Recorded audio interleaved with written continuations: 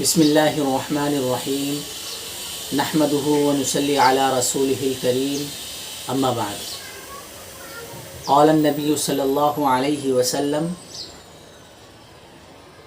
انما جعل الامام لیتم به فاذا کبر فکبروا او کما قال علیہ الصلاۃ والسلام۔ اس کا ترجمہ کیا بنتا ہے؟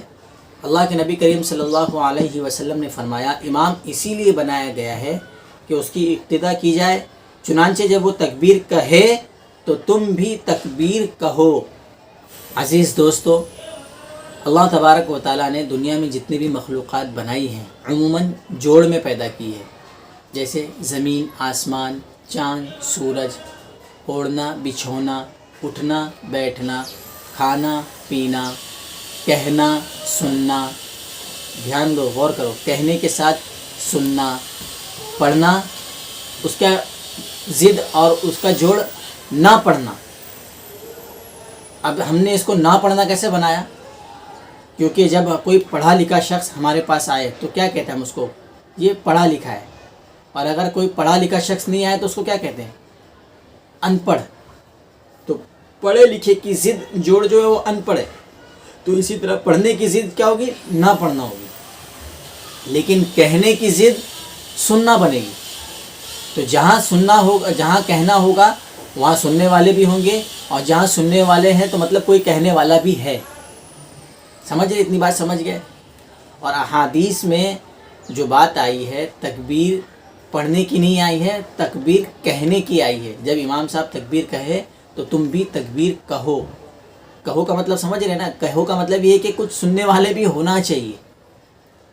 میں بس یہی بتانا چاہ رہا ہوں کہ پڑھنا دل میں بھی ہو سکتا ہے، زور سے بھی ہو سکتا ہے، اکیلے میں بھی ہو سکتا ہے، اور مجمع میں بھی ہو سکتا ہے۔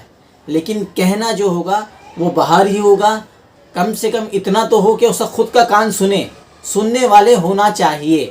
کچھ کان ایسے ہونا چاہیے جو اس کہی ہوئی بات کو سنے، تبھی وہ کہنا بھی سنا جائے گا اور سنا ہوا بھی کہا جائے گا۔ تو دوستو، مرد ہو یا عورت، اس بات کو بھیجے میں اچھی طرح سے اتار لے۔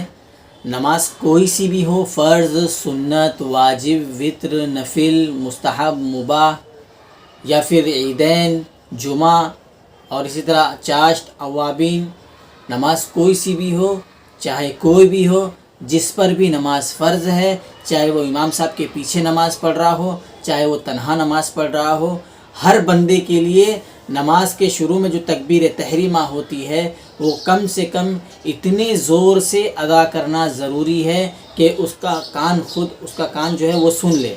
ایک دو اور کان سن لے، آجو باجو کے امام مجمع میں ہے، جماعت کے ساتھ نماز ہو رہی ہے، آجو باجو والے بھی اگر سن لے تو کوئی مسئلہ نہیں ہے، کوئی حرج نہیں، لیکن کم سے کم اتنی زور سے تو اس کو تکبیر تحریمہ کہنی ہے کہ خود اس کا کان سنے۔ باقی یہ ہاتھ اٹھانا، یہ اشارہ کرنا، یہ ہمارے چھوٹے چھوٹے بچوں کو دینیات میں بتائی جاتی ہے بات کہ یہ تو سنت ہے۔ نماز کی جو جتنی سنتیں بتائی جاتی ہیں اس میں سے ایک سنت ہے ہاتھ کا اٹھانا، لیکن تکبیر تحریمہ جو یہ شرط ہے، اور شرط کے بغیر نماز نہیں مانی جائے گی جب تک شرط ادا نہیں ہوگا۔ جیسے کہ میں نے آپ کو شروع میں پڑھ کے بتایا تھا احادیث میں کہ ہر جگہ جو ہے جتنے بھی ترجمہ کرنے والے نے ترجمہ کیا ہے، سب نے ترجمہ کیا جب امام صاحب تکبیر کہے تو تم بھی تکبیر کہو۔ پڑھنا کسی نے نہیں کہا جب امام تکبیر پڑھے تو تم بھی تکبیر پڑھو۔ پڑھنا دل میں بھی ہوتا ہے، لیکن کہنا جو ہے وہ باہر ظاہری ہوگا۔ اس لیے ہر کسی کو اس بات کا دھیان رکھنا ہے، کیونکہ عام مسائل بھی آ رہے ہیں لوگوں میں کہ جن لوگوں کے گھرانوں میں یا عموماً عادت ہے کہ وہ ظہر سے پہلے کھانا کھا کے قیلولہ کرتے ہیں، اس کے بعد ظہر پڑھتے آ کر تو نیند کا غلبہ بھی ہوتا ہے، یا اسی طرح جو لوگ ظہر بعد کھانا کھاتے ہیں اس کے بعد قیلولہ کرتے تو وہ عصر میں ایسی حرکتیں کرتے ہیں کہ نیند کا ہلکا غلبہ ہوتا ہے، بولنے کا من نہیں چاہتا ہے، تو آئے اشارہ کیے کھڑے ہو گئے۔ یا پھر بہت ساروں کی عادت ایسی بن گئی ہے کہ وہ دل میں پڑھ لیتے ہیں اور کھڑے ہو گئے۔ اس سے کام نہیں چلے گا، یہ بہت احتیاط کی چیز ہے۔ اس کا مدار جو ہے نماز کے ہونے اور نہیں ہونے پر ہے۔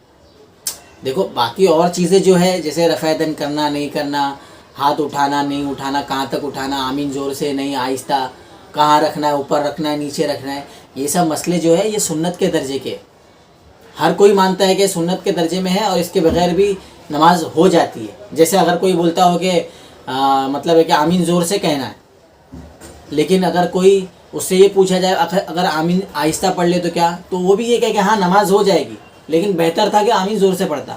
یا اسی طرح وہ لوگ جو آمین آہستہ کرتے ہیں، تو اگر ان سے پوچھا جائے اگر بھائی میں زور سے آمین پڑھ کے نماز پڑھوں تو کیا میری نماز ہو جائے گی، تو وہ لوگ بھی یہ کہتے ہیں ہاں ہو جائے گی. ہونے اور نہیں ہونے کا مسئلہ نہیں ان سارے مسائل میں، لیکن نماز کے شرائط اگر چھوٹ گئے تو کسی کے ہاں بھی نہیں ہوں گے. تو اس میں بہت احتیاط کی ضرورت ہے، بہت دھیان دینے کی ضرورت ہے، اور خاص کر 2-4 دن پریکٹس کرنے کی ضرورت ہے دھیان سے، کہ تکبیر تحریمہ اس کے منہ سے نکلنی چاہیے، کم سے کم اس کا خود کا کان سن لے اتنی. اللہ کے نبی صلی اللہ علیہ وسلم نے فرمایا، میں مفہوم بتا رہا ہوں اس کا، کہ کچھ لوگ ایسے بھی ہوں گے جنہوں نے 60 سال نماز پڑھی ہوں گی لیکن ان کی ایک نماز بھی قبول نہیں ہوئی ہوگی. سمجھ رہے بات کو؟ تو احادیث میں یہ سب چیزیں بھی ہے کہ کبھی سجدہ اچھے سے نہیں کیا، کبھی رکوع اچھے سے نہیں کیا. دعا ہے کہ اللہ تبارک و تعالی ہم سب کو جو ہے کہنے سننے سے زیادہ عمل کرنے کی توفیق نصیب فرمائے. آمین. والسلام علیکم ورحمۃ اللہ وبرکاتہ. آپ کمنٹ کرے اور شیئر کرے تاکہ پوری امت کو اس سے فائدہ ہو.